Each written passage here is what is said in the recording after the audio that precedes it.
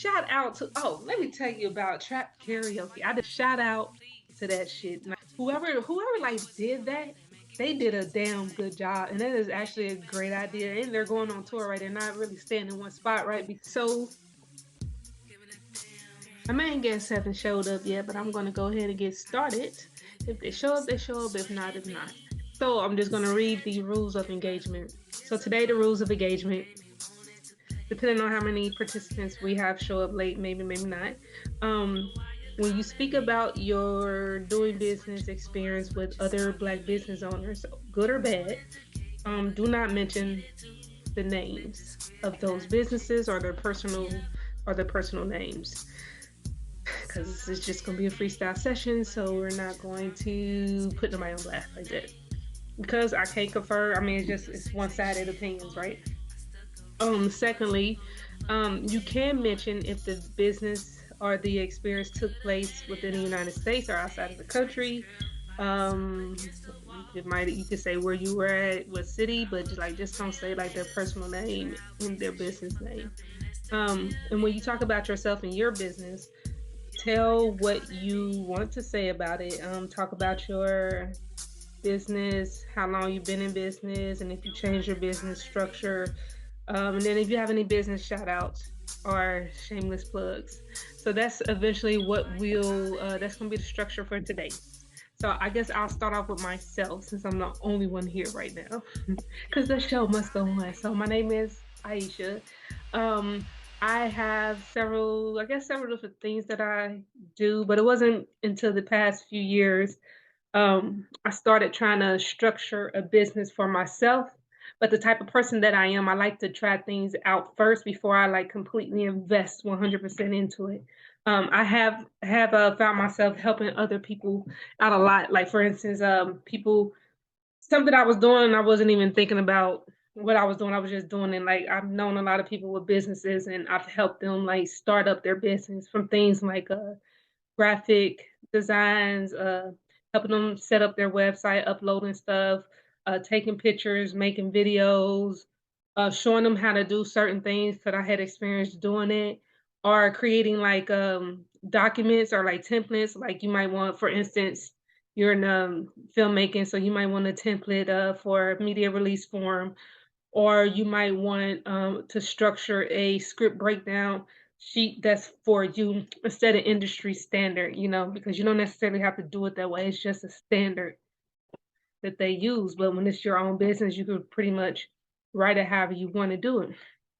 So I've done stuff like that, and I've always like worked for other people and then done other things on the side. So I guess when I really started to venture into like doing my own business, it probably started with truck driving.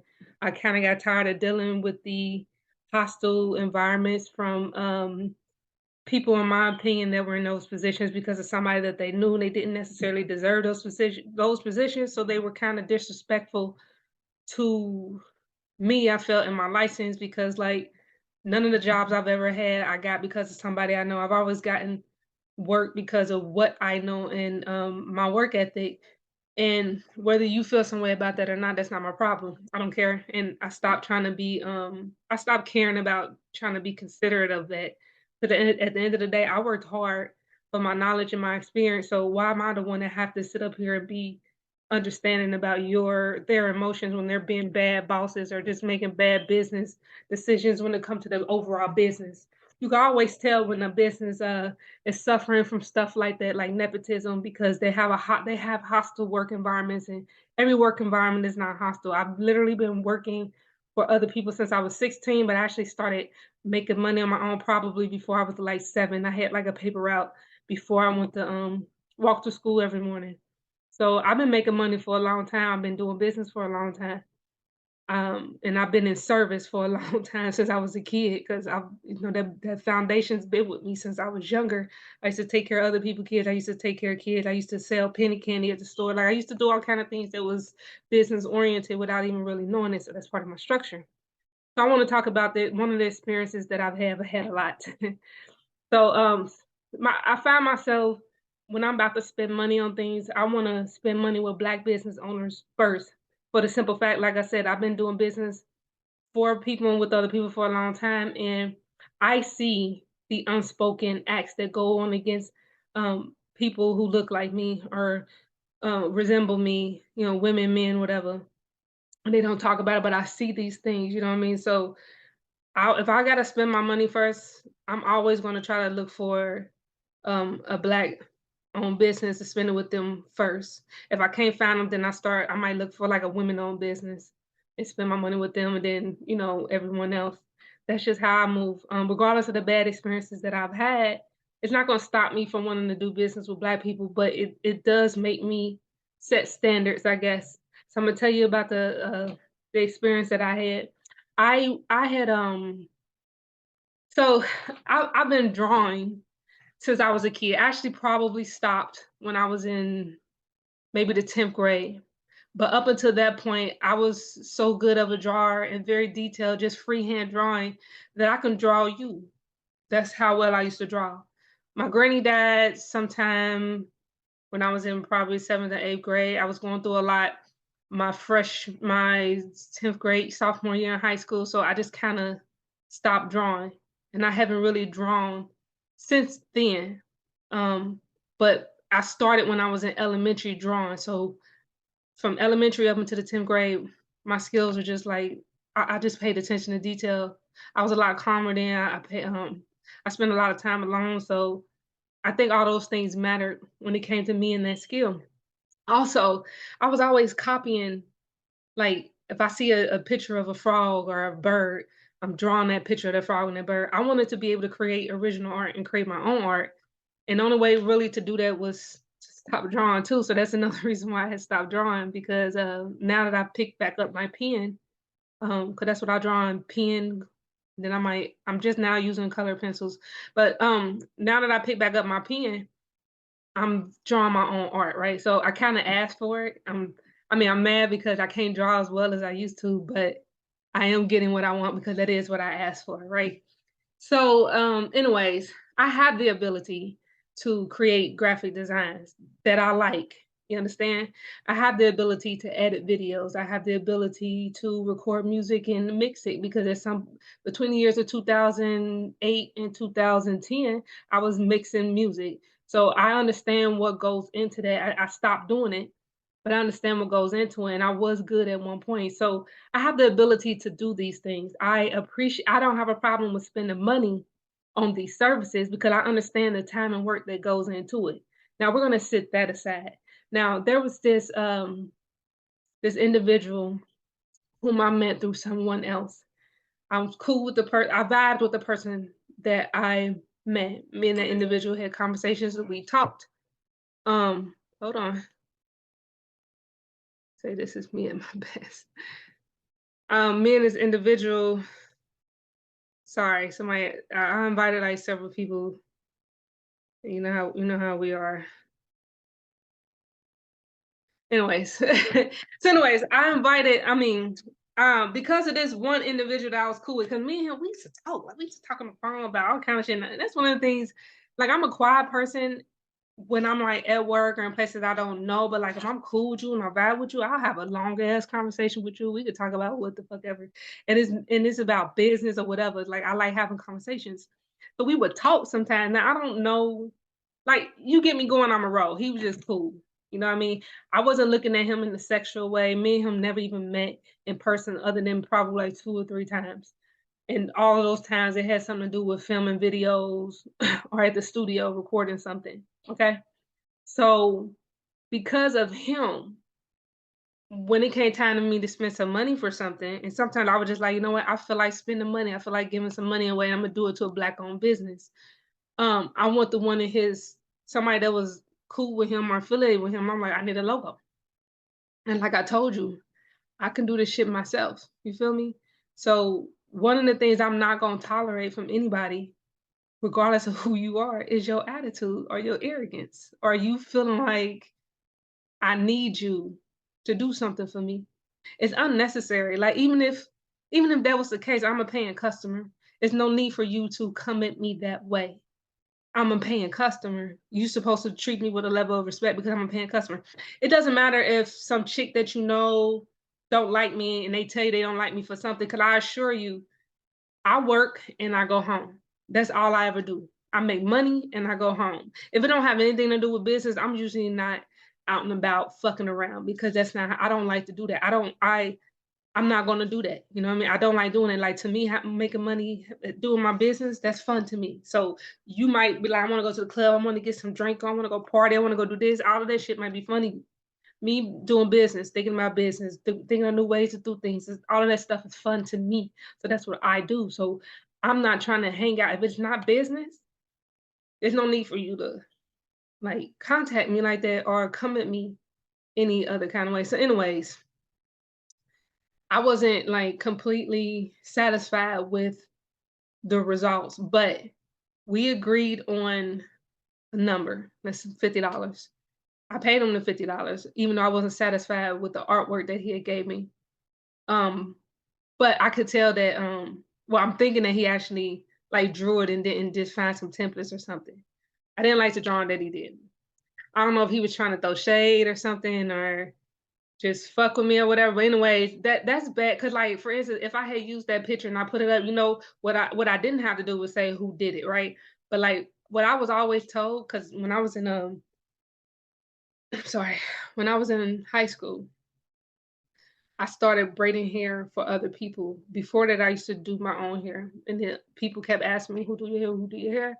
And I started doing hair for other people. But like, I was cheap. I used to charge, like, this was back in the early 2000s, right? And I was in the ATL at that time. I would braid like all the little neighborhood kids' hair. Some of them for free, most of them for free. Like, they need their hair done. They were just running around. I would do their hair for free. Some people I would braid for $5. Some people, I was just a cheap person. I didn't have no license. I did it because I liked that. I used to put designs in. I used to just be freestyling stuff all the time. I had a lot of business. Most of my business was word of mouth. Other people referring other people to me. I had customers who would tip me $60+ because I did such a good job, you know. And that's all I did. From the outside looking in, there might have been people was always coming in and out of the house.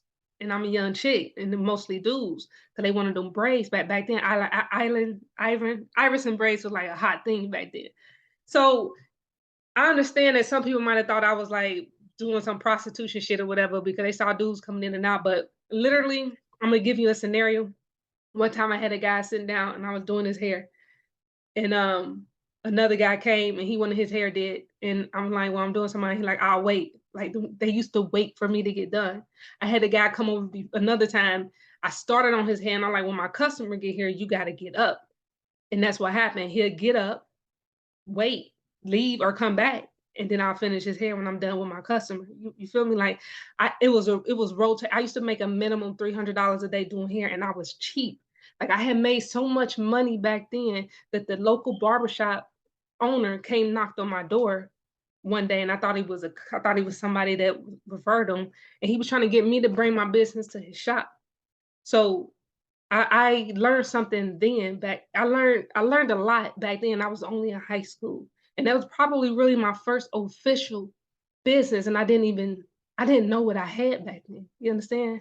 I didn't know what I had. So here I am today. And I know what I'm capable of. I know what I can do.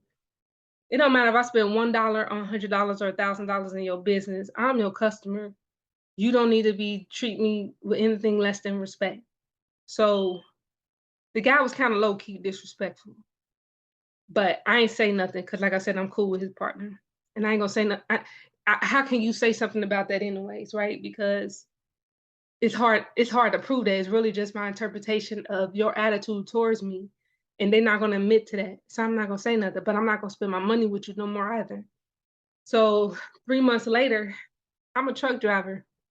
I was driving down I was actually coming back from Minnesota. Was it Minnesota? I don't know. I think I was on the turnpike in Kansas, pulling the freaking dry van, 53-foot trailer, weighing about almost 80,000. And I'm driving. I'm at the end of my run. I'm trying to get back home. You feel me? And I had my headset on, and somebody called me. And I'm thinking it's one of my kids, because they really the only people who call me. Like, nobody calls me like that. Like, I'm not on my phone like that. So I'm thinking it's one of my kids, and I'm over the road. I think it's one of my children calling me. So I pick up the phone. Well, I answer the phone on my headset, and then somebody was like, some female. And she like, such and such. Now mind you, it's been months have passed. And I said, such and such. I honestly didn't know who the F she was talking about. I'm like, I don't know nobody by that name. And she like, yeah, you do. You sent them a message on Instagram. And I was like, I don't send nobody no damn messages on Instagram neither like that. You know what I mean? If I'm reaching out to anybody on Instagram, I'm like, yo, I got a casting call, this, and that. It's business. You feel me? I'm not inboxing nobody trying to do nothing with them. You feel me? So she was like, well, y'all had a conversation. You said this and he said that. And I was like, I said, that don't even sound like something I would say. I was like, when was this? She like, it don't matter when it was. I said, yeah, because I actually don't even be like at the time I wasn't even on social media like that. I might jump on every couple of months, post a post here or whatever, and then jump off. Like I wasn't like I was on this stuff all day, every day because I work. Like I'm not that's I work outside of social media. So I don't have time to be on social media like that. You feel me? So she was like, yeah. So I think he might have said something that I didn't take in a sexual way. If he was flirting, I didn't take it that way. I took it as a joke. But I don't even remember what it was, and she couldn't tell me. She was just like, something. I said, that don't even make no sense. I said, if that was a conversation, then it was probably just joking or something. Mind you, most of the people that I converse with are guys because I work in a male dominated industry, and it's not. I know it's gonna be dudes out there that say, "Oh, the dude talking to you, he's trying to bang." That's how you think. All men don't think that way. And them aren't the type of men that I communicate with, and them definitely ain't the type of men that I keep in contact with over the years that's sitting here trying to bang. Because people have other things going on. Black folks, we have other things going on in our mind other than trying to bang. Like you talking about business investments, trying to learn something, trying to figure out how to get these licenses. If you trying to get a license or experience in something that I've done, and you're a guy, I'm telling, like literally some of the guys that I spoke to, because I was a crane operator at a point, I was a rigger at some point, and some of them working out there in the field, and it ain't that they can't do these jobs, it's just these jobs take up so much of our time. We don't have time to go to school, study for these licenses, and go take them. So I've done a lot of things, and this is mainly a reason why a lot of guys keep in contact with me because I have a lot of knowledge and experience. I have knowledge as being a rigger and actually doing it, not just book knowledge. I actually been in the field doing these things, and I'm sitting here saying, "Hey, this might work better for you because of the type of work that you do. You will be able to accomplish this with this." That's really all it is in our conversations. I'm like, and I want to see you make it because people attack me when I come into some of those situations, and um, I'm just telling them what to look out for. You feel me? So it ain't about sex with the guys that I keep in contact with. And if I feel like you're that type of guy, I'm not trying to keep in contact with you because you're wasting my time. Like I'm not go get one of them chicks that's about that. I'm not one of them chicks that's about that. You feel me? Like I'm not gonna waste my time. Like life is more important than sex to me. I don't care about sex. Sex is you put it on the pedestal, not me. But anyways, back to her. I'm sidetracked. I'm sorry. So she just kept going in. I'm like, bitch, I'm at work. I'm making money. I don't know what you're talking about. You need to go talk to your man. And she was just like, no, I need to talk to you. Boo, boo, boo. And I'm like, no. I said, no, you don't. I'm like, at the end of the day, even if I was doing something with your man, you can't check me. You ain't got the power to check me. You can't tell me nothing. Like it don't make no sense for you to sit up here and try to hold me accountable for something that your man did to you. I don't have a relationship with you. I'm not obligated to you. And this is what I'm sitting here talking to her about. I'm saying, so me and her ain't had shit. I said, he ain't even I honestly thought this dude was fucking gay. I didn't even know he had a fucking wife. One, and it didn't matter because I wasn't trying to holler at him. And if I was, he wouldn't be the type of dude that I would holler at. I'm not attracted to that type. Okay. So I don't know if he more serious than what he is, but he wasn't serious enough for me to want to be attracted to him. And we were just doing business. So that's my thing. If you think that having that type of relationship, like not no trust in your relationship can affect your business, it can't. Because yes, I am one person, but you don't think that I can go tell my story about you in your business and what your spouse did, and you don't think other people might think twice about doing business with you, so you only allowed to do business with guys, there's men and women in this industry that have money that's business oriented and want to do business, but don't nobody want to do business with somebody that has drama and toxicity attached to them, not on purpose, because it's bad for business. You understand? So yes, having a toxic relationship, which probably brought on by you, if you're out here dipping and diving like that, you bringing that on yourself. You're gonna bring that on yourself. But for her as a female, like she pissed me off, and I might have said some shit like, because she kept fucking calling back, and I'm like, nigga, this I don't remember talking to him. I don't even remember having that conversation. Honestly, I don't even know if it was her. Like real talk, it could have been his brother and some people trying to create some drama and make it seem like I'm this person that I'm not, because a lot of people, I found out a lot of people like do that behind the scenes. They've done it towards me for whatever reason, because it might be some dude that I've known a while ago that I ain't want to mess with. So he go around spread rumors because he's cool and he got these connections with certain people. But I'm like, that don't hurt me, because if they gonna treat me a certain way because of what he say, and they didn't find out for themselves, or that I'm showing you, I haven't shown you what he said, and if you still want to believe what he says, that you too weak for me to even want to be involved with you in the business anyway. I don't want to be involved with you because you're a backstabber for me. You're not loyal to me. You're lame to me.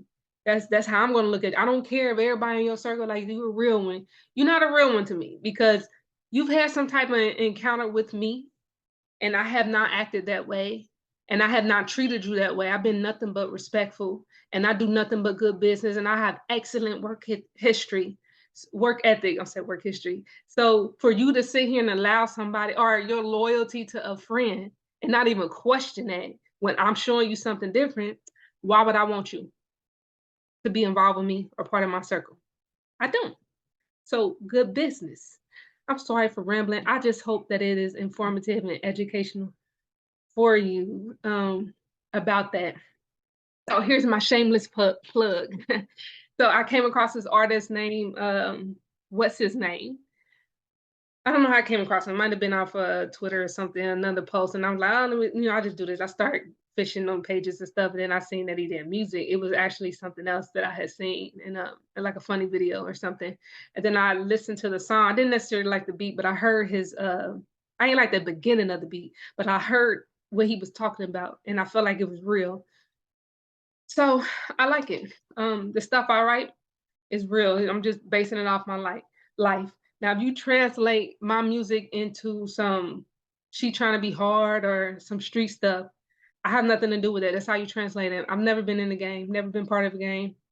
I'm not in the streets. I have experiences with all kind of people, and I talk about what I want to talk about in my music. However, you translate, if you're not listening, like I'm not like I get it, because I've sat here and had conversations with somebody, and they repeated back to me something that I did not say. So I'll go to like write this, like this is why I might send your ass a fucking text or email, because I'm like, y'all motherfuckers hear what you want to say. So I'm gonna send the text and the email, and then you can go back later when you've calmed your mind and your body down and read it, and even like, oh, she didn't say that. You took it that way, or you trying to put stuff there that wasn't there. So that's why I'll do that. So my song, if my songs and you feel like, oh, you trying to be hard, I have nothing to do with if you feel like I'm trying to be hard. Honestly, you probably feel like everybody that's not you is trying to be hard. What is trying to be hard? Me what? Not you, what you think I'm not gonna defend myself? You think that I think that you don't bleed the same way I do? Everybody bleeds. Every fucking body. Everybody, anybody could be touched. Everybody bleeds.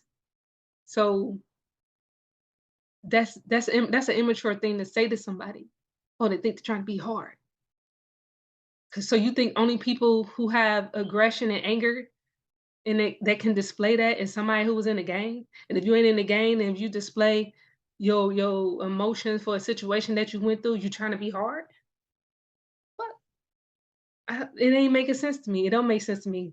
I guess in the group of people you hang out with, it makes sense to. I don't know. I don't care. But the things that I've been through, like I know I'm a strong person mentally, physically, I know I'm a strong person because I've done things. You don't know what I've done, you don't know what I've been through. I know what I've accomplished. It don't matter what I'm doing today. You can't take away none of the things that I've done in my past.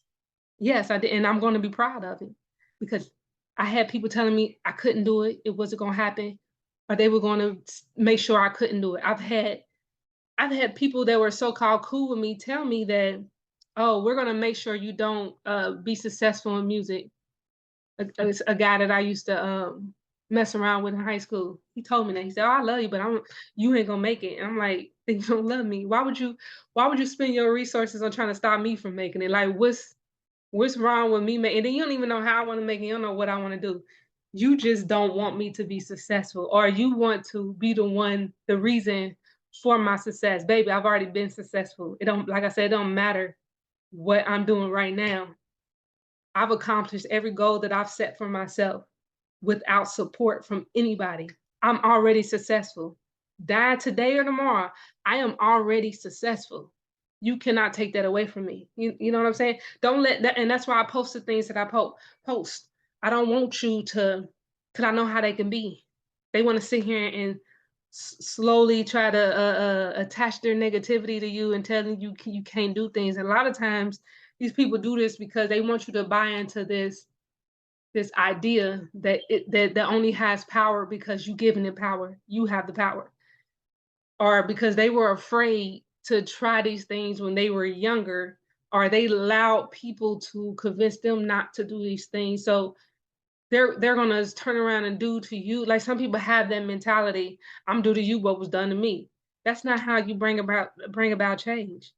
I understand that not everybody is racist and hateful, but I also understand that as a Black person or a person of color or however you African descent, however you want to classify me, that makes you feel comfortable. Being that type of person, I understand that I don't have the luxury to not take things serious. I don't have the luxury to sit over here and act like certain things are not happening when they're happening. I have the right to sit here and have morals and values. I have the right to sit here and say, oh, that guy is a pedophile. I'm not doing business with him. Oh, that guy is sexist? Because see, I've experienced these things. I'm not doing business with him and anybody that supports him. I'm nothing. I'm not, I don't have no huge platform. But I still don't have to accept what you accept and what everybody else is accept or act like it ain't nothing. I have a problem with it. I have children. I like my children.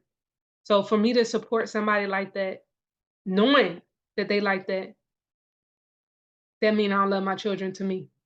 So I can't do it because I've how you think your kid would feel if you still cool with the person that violated them, that disrespected them. You understand?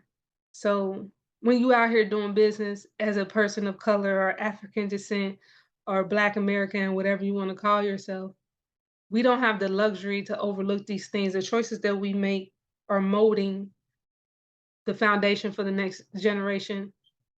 So we have to set some standards for ourselves. We have to hold each other accountable. We have to hold ourselves accountable. We have to lead by example, even if you don't want to. You have to lead by example. You know what I mean? Like I used to tell some of my friends.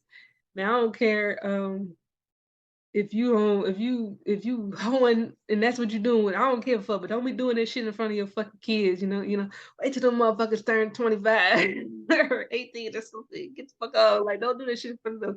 Like, show them it's another way. Show them it's another way. So when they get of age and they start doing these things, they can't sit here and be like, man, I did this because that's what I saw my parents do. Show them it's another way. If you doing this stuff and you don't like it, why would you teach it to your child? Because that's what I want. You have the power to change the way that you look at things, the way you see things, the way you teach. You have the power to do those things. I believe in you. I do. But anyways, thank you for stopping by. I'm gonna keep plugging y'all with my shameless plugs.